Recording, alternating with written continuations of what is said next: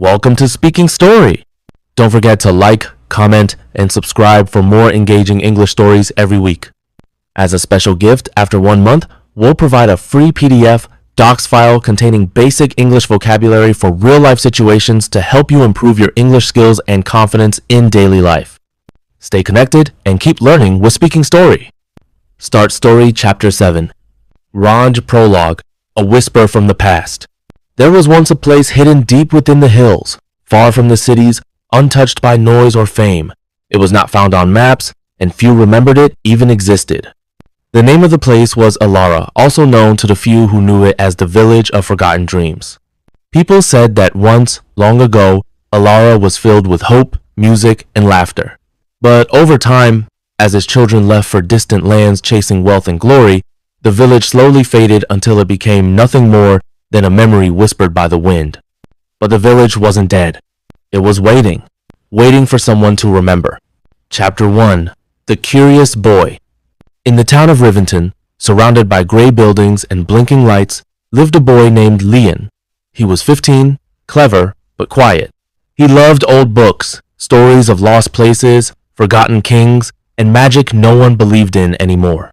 One day, while digging through a dusty bookstore hidden in an alley, he found a strange little book.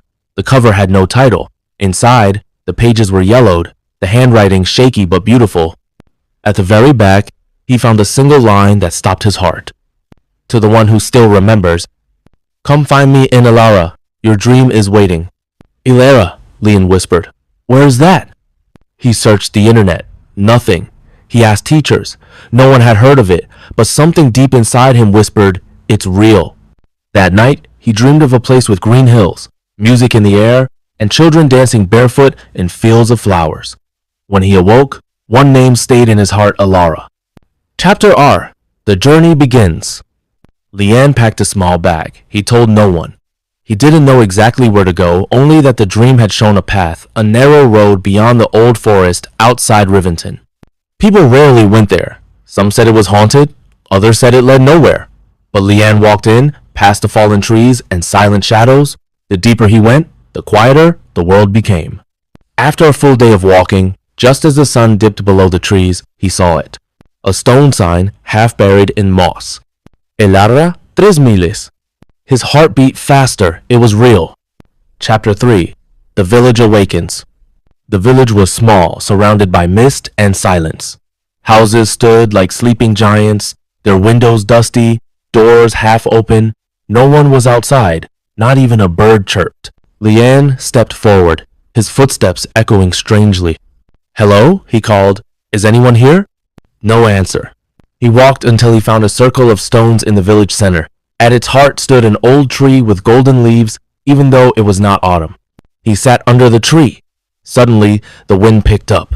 It whispered, "You came!" The leaves shimmered, and a soft voice spoke behind him.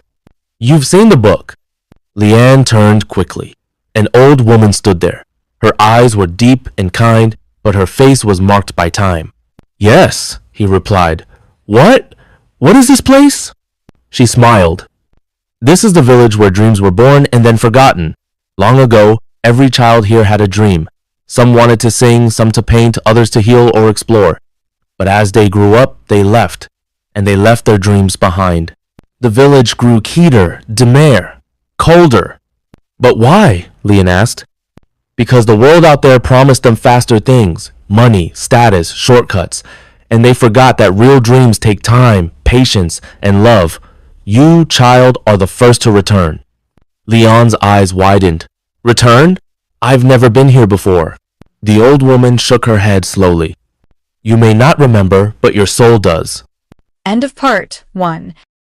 Would you like me to continue with part 2 next video?